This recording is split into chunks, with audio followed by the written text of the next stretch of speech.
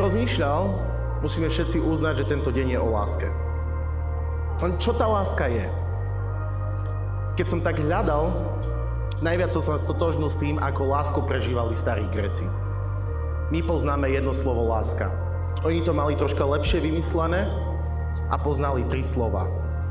Prvý stupeň lásky bol eros. Bola to tá erotická, sexuálna láska. Príťažlivá.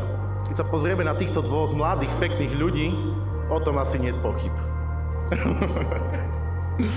Druhý stupeň lásky, taký vznešenejší, bola filia. Je to tá priateľská láska. A ako poznám Samuela a Simonu, tá medzi nimi funguje.